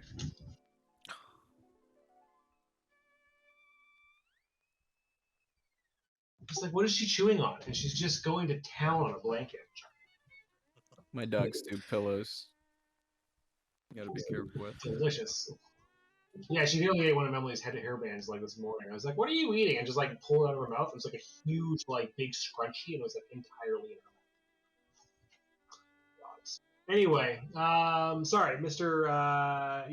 Draper and Mr. Wright are going to go to look for not cabinetry, a luggage maker for luggage similar to the trunk that is carrying the artifact. Yeah, I'd get a rough dimensions of the carrying case for the object itself, and so that we have that.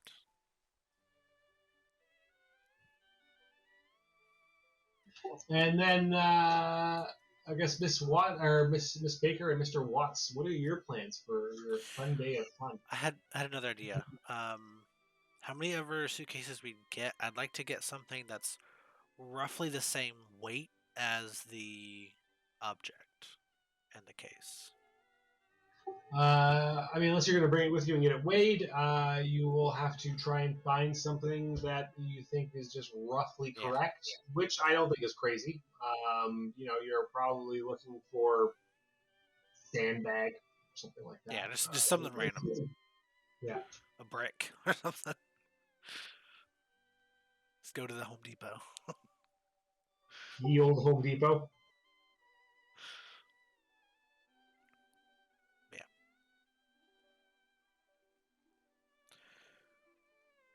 I think I would want at least two more suitcases, possibly one for each of us, depending on how we want to do it.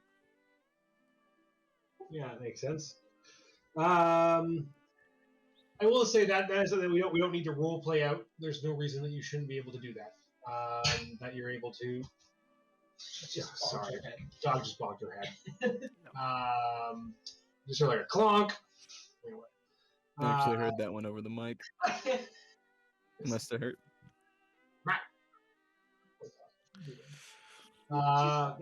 Anyway, sorry. So yes, there's no reason you need to roleplay that out. There's no reason that you can't track this down. I would say like that you probably will find cases that are not an exact match for the one that you have, but are pretty darn close. With the idea that they may fool anybody but those who are like absolutely 100% in the know about what it is that you're carrying and how it's been transported.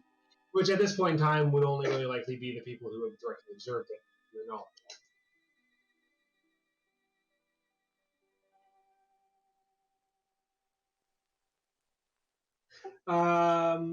Then yeah, I guess the other thing that you guys had in mind was, I believe, speaking with somebody with a boat to talk about the manifest. I was wondering if it would be better to wait closer to the day it leaves, in case there's like any last minute people getting tickets last minute. Yeah, I probably like the day before it's supposed to leave, and then specifically ask if there's any like last minute additions type thing. Would make sense. Might want to ask any last minute, like as we're getting on the boat or something.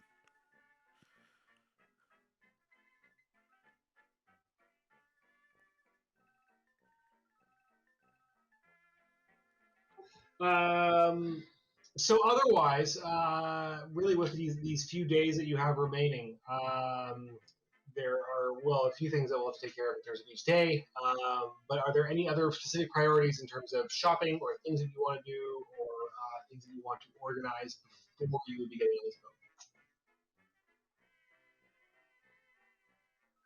The suitcases was definitely the biggest thing. Yeah. We got that handled.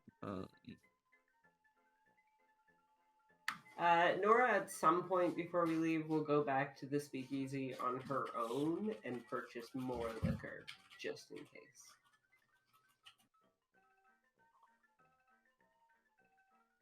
Alrighty. In terms of fun things to do during the day, with Mr. Watts, are there any particular things that might be important to mention that you are taking in? Not particularly. Watts is literally there for the enjoyment of New York. If I know anything of anything occult or anything interesting like that happens to be in New York, then I might try and swindle Nora in that area and then go on in. But other than that, there's no agenda that he has apart from fun times. I buy if they've got any touristy things like I love New York shirts and stuff, or like a Statue of Liberty hat. He'll buy awful things like that. I'll say all of you give me spot hidden. Perfect. The night before we're supposed to leave, Nora will specifically take him to the speakeasy again and get him as drunk as possible. Sloshed, yeah.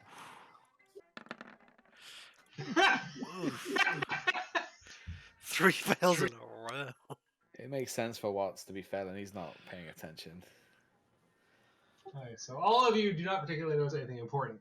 Mr. Brady, You on one of your outings for meals, etc. You spot a rather bedraggled-looking Flinders. He's not Okay, been that's- fed for 3 days. He is hanging around outside the hotel, and when he sees you, he tries to look nonchalant. It's also very cold out. He is not dressed for the weather. Nora 100% did not give him any money towards this whole endeavor. Just figure it out, dude. Figure it out. I guess I would relay that information to Wright and Roland. Though Roland wouldn't have probably wouldn't know him as well as we do. If at all. Yeah.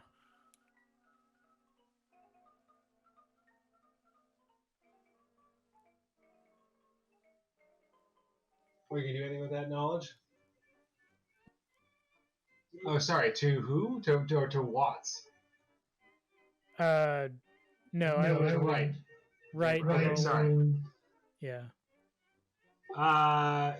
If you guys are just gonna be like, okay, well, Flinders is around.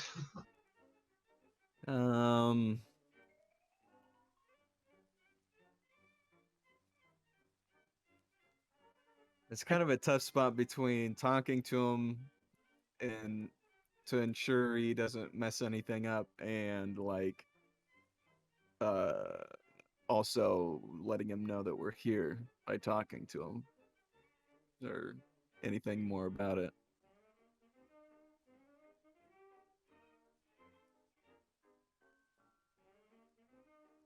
Not sure. I'd probably leave it. Roland would just probably be like, "Who is Flinders?"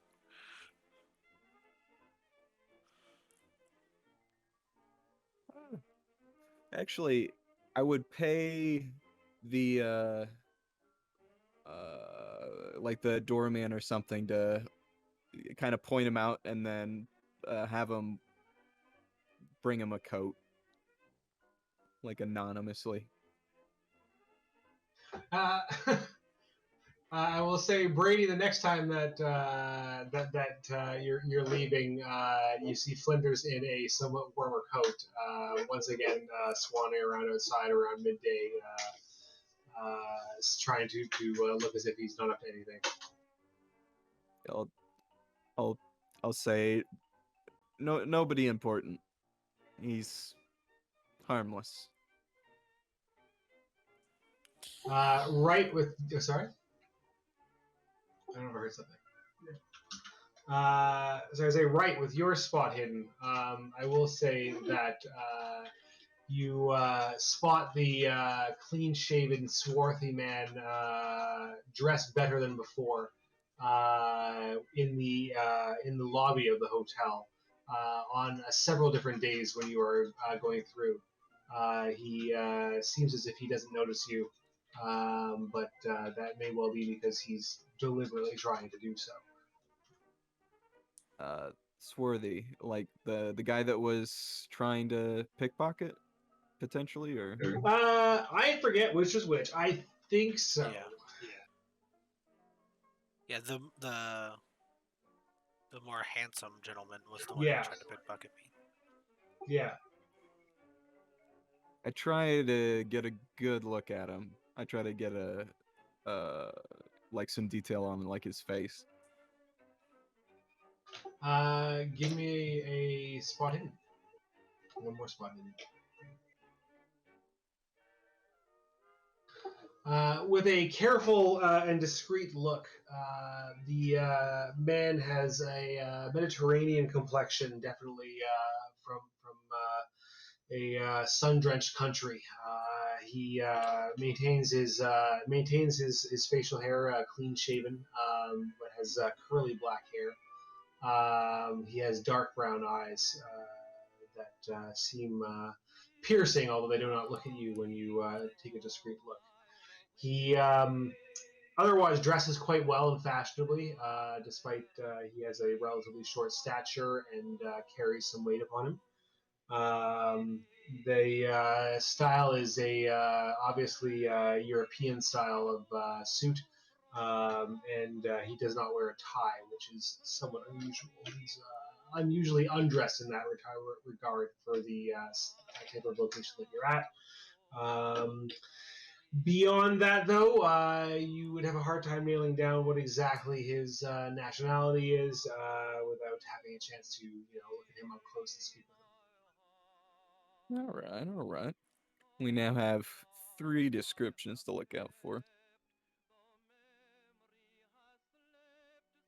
I'll relay this back to the others, and I'll ask if any of this sounds familiar.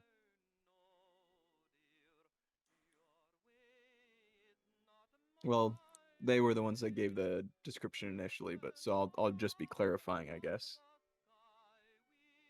Yeah, I'll say that sounds like the man who tried to pickpocket me.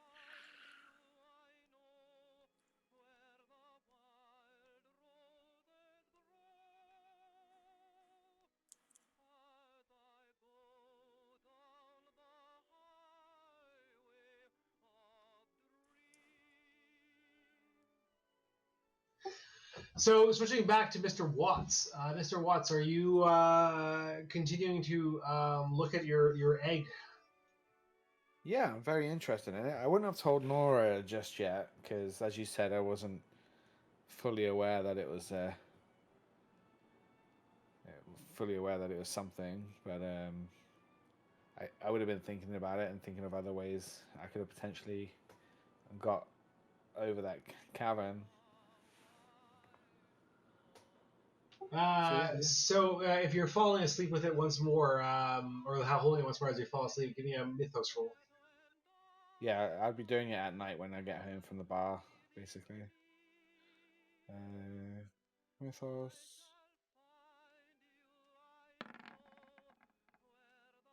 Oof! Wow. Once again, you awake upon this strange, strange area drenched in red light. Strange plains with craggy rocks and bubbling dark pools of some strange liquid. You find yourself into a similar position as before, but not quite the same. This time, you do realize that you are dreaming. Interesting. So now, I suppose I do realize I'm dreaming. I wonder what difference that makes that I now know. Is there any symbols that I can see? You see no writings of any sort. There are what look like, if you look deeply into the distance, potentially some kind of carvings on the side of the ziggurat, but whether they are writings, you cannot say. Would it make sense if I tried to cast that spell I know? This is the fog one? Yeah, it's the Mr. Valier. You go to try and cast the spell, but your voice dies as it leaves your body. It seems like the air is too thin around you to be able to carry your voice effectively. Can I touch the bubbling pit? The bubbling pits are not that close to you. You would have to travel a short distance to find one. I'll run and jump towards them, like space jumping. You head towards the closest one, some dozens of meters away to the side.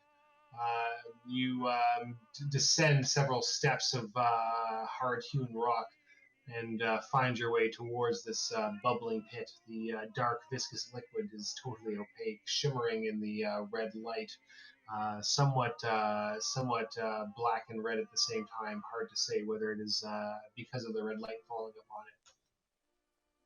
upon it. Touch it. It immediately burns your hands, stinging you with notable pain, and you reel backwards, looking at your fingers. tips are quite obviously red from the irritation. Interesting. And you said there's insects quite large, right? Far in the distance, you see what look like ants crawling across the ziggurat, but given the fact that you can see them at this distance, they're clearly not the size of ants. Right. But they're at the ziggurat.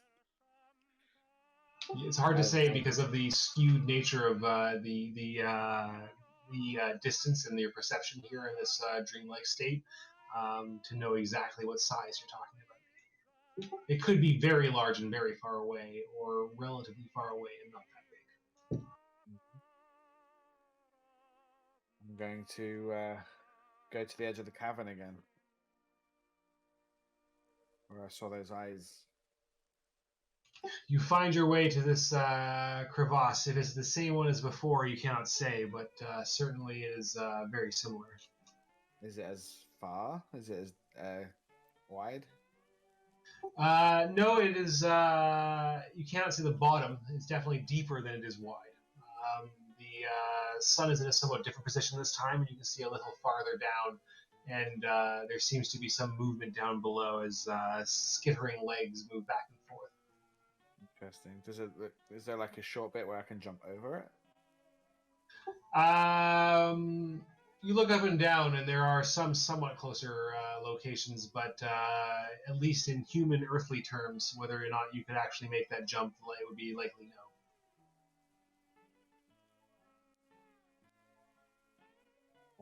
Is there any like rocks or debris around that I can chuck down into the pit? Yes, there are some rocks. If you would like to grab one and throw it down. Yes, I'd like to do that. You throw the rock down, and you hear it clack downwards before making a strange metallic thunk. The air fills with horrible screeching noises that pierce your psyche. You feel as if something is tearing your mind apart, and you suddenly awake. Ouch. Okay. And how do my fingers look? Your fingers that you placed into it are strangely red. Interesting. I'll make all notes of that as well.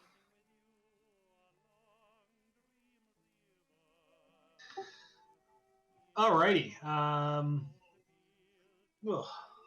After that, though, you still have certainly some days to go and see yourselves around town and take a look about. I think we'll pick back up, I guess, with you getting to the actual getting onto the boat, which I have some additional prep to do for. Is there, before we wrap up, any more specific items that you guys want to deal with in terms of the intervening time before the day of travel? Probably just have a double look over, like shop items or whatever before next week, just to double check there's nothing just blatantly obvious we missed. But other than that, I can't think of anything. Certainly, yeah, you'll have some opportunity to do some shopping, take a look around town. If there's any additional research you want to do, you can certainly check out the library. Obviously, there'd be a big libraries in New York that are worth taking a look at. I suppose we can just leave it that if you guys want to think about it in the intervening week, and let me know if there's anything else that you wanted to follow up on in terms of purchases or research or other discussions or anything like that, by all means. But this basically will wrap up the prologue to the major dramatic parts of the scenario that are about to start. I suppose the question is, would you guys ever at any point be sleeping in the same room as the artifact? Not to give things away, but like I kind of have to ask.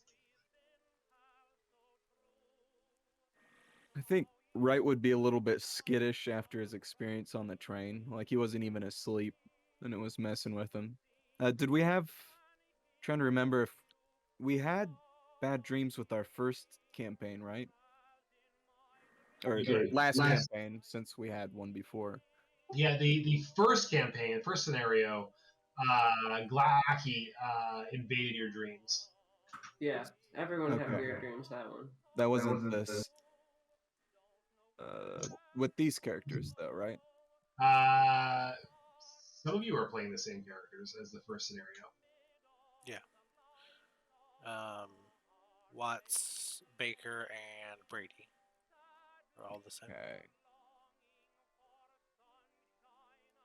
So Wright doesn't really have a reason to draw parallels there. I don't know.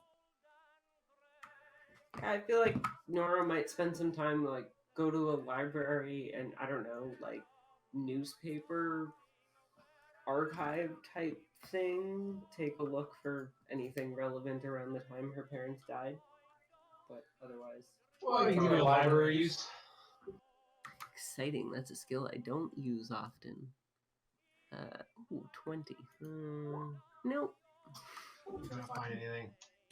I'll say since it's in Roland's room, he'll probably sleep in there.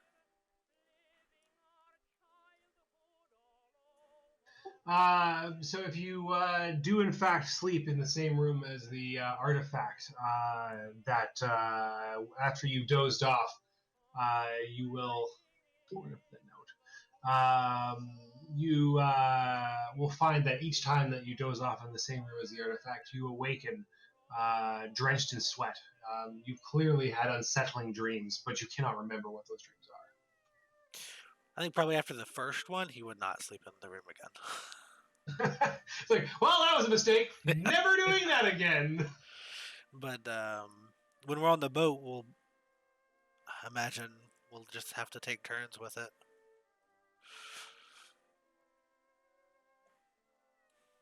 Yeah, I mean, unless you stow it away or try to hide it somewhere, that's something for you guys to decide what you're going to do. Because obviously there are storage places on the boat. The actual rooms themselves are relatively small.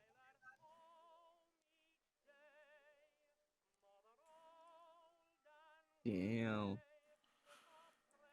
Yeah. You could also just have whoever's on watch awake with the thing, and then everybody else actively sleeping in the other rooms. Yeah. And that's why I asked specifically, which, like, I didn't want to have to be ham-fisted about it, but then it's sort of like, well, you guys kind of accidentally skirted the whole entire thing. Yeah, I think at least Wright's probably pretty skittish about it. Yeah, I mean, enjoy that train experience. Like, other than that house, like coming back to the apartment, that was his only real, like, one-on-one kind of supernatural event, and both were pretty unpleasant. Yeah. Well, pretty exciting stuff. We got through a good bunch of things. There are going to be one more. That since there's a few days in between, right? If you are doing one more day of investigating your egg before you fall asleep, give me one more mythos roll. Watts, you mean? Sorry, Watts. Yeah. Mixed up.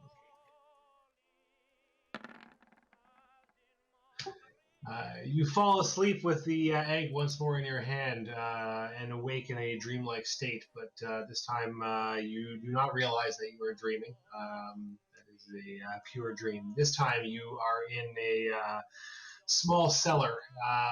There is a table with a bunch of sort of scientific equipment on it, beakers and Bunsen burners, various notes scribbled upon papers. On the wall, there's a series of many different metal tins.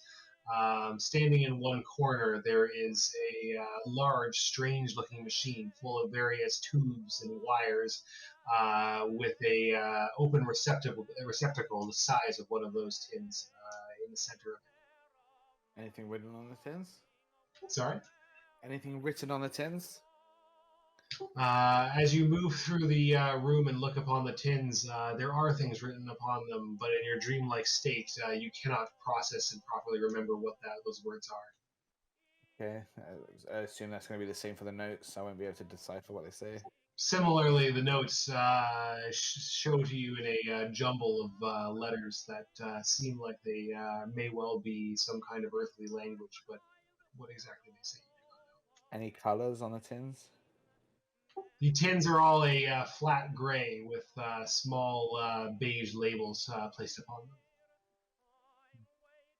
I'm gonna pick the one with the shortest word and just put it on the machine where I think it goes and push a button, pull a lever, whatever.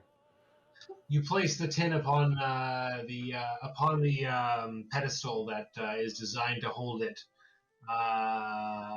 You hear the machine start kicking up after you pull the lever just below.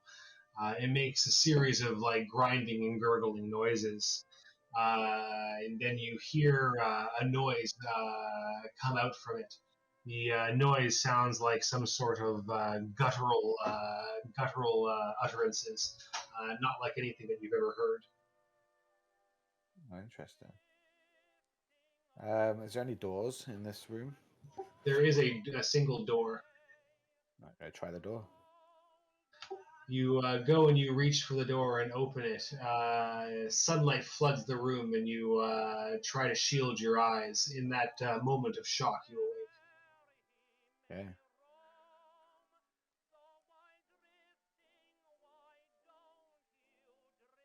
And with that, we'll wrap up the evening.